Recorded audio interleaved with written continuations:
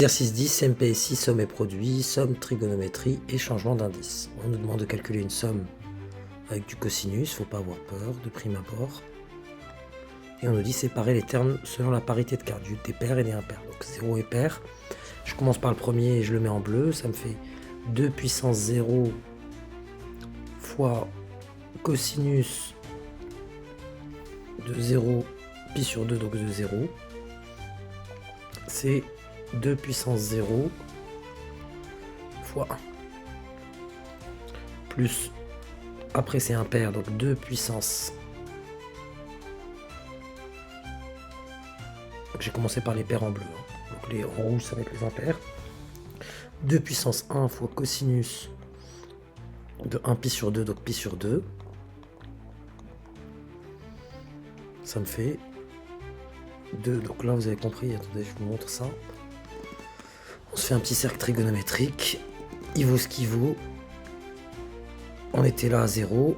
À pi sur 2, on est donc 2 fois 0. Ça va pour l'instant. Derrière, je repars sur les bleus, donc sur les pairs. Ça me fait 2 puissance 2 fois cosinus. Cette fois-ci, 2 pi sur 2, ça fait pi. Je suis ici. Ça me fait... Donc là, je laisse le puissance 1. J'ai l'impression pour pas me faire n'importe quoi. 2 puissance 1. Ici, 2 puissance 2 fois cos de pi, c'est égal à moins 1.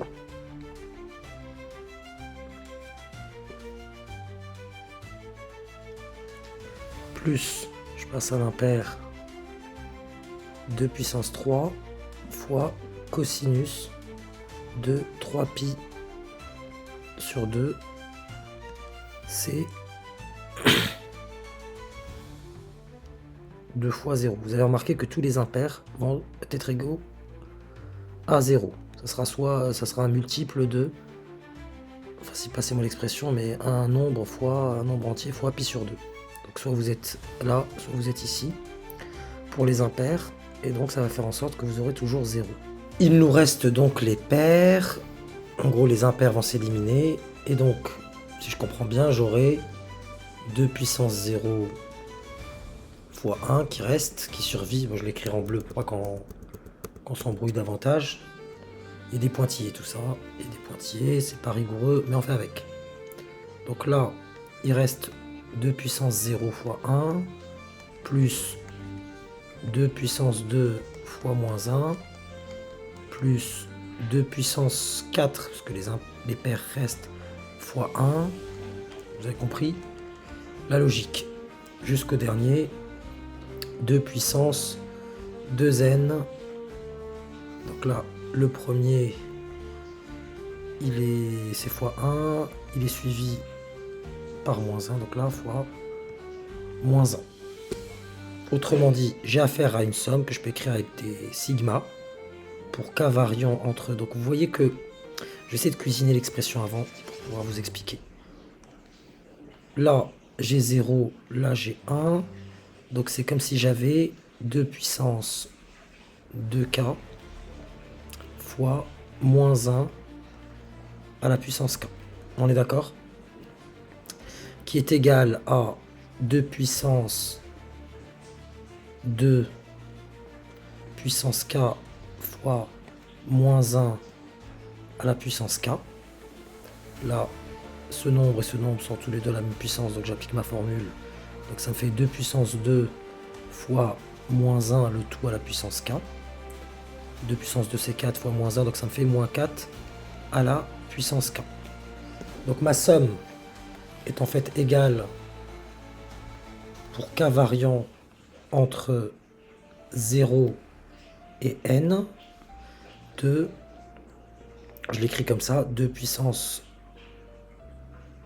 2k fois moins 1 à la puissance k, qui est en fait égal à la somme pour k variant entre 0 et n moins 4 à la puissance k.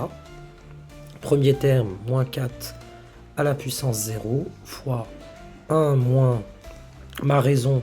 Vous avez reconnu une suite géométrique, la somme des termes d'une suite géométrique de raison moins 4 Nombre de termes n moins 0 plus 1, donc n puissance moins 4 puissance n plus 1. Le tout sur 1 moins 4.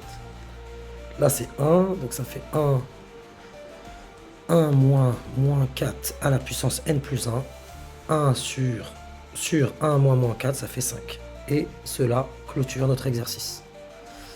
Voilà, il faut quand même voir que à partir de là, vous pouvez déjà écrire une somme. Déjà, vous considérez que les impairs s'éliminent. Parce que c'est pi sur 2, 3 pi sur 2, 5 pi sur 2, etc. Qu'avec des impairs. Donc 1 pi sur 2, 3 pi sur 2, 5 pi sur 2, 7 pi sur 2. Vous voyez avec votre cercle trigonométrique que vous êtes ici systématiquement. Pour les impairs, ça s'élimine. Il ne reste plus que les pairs.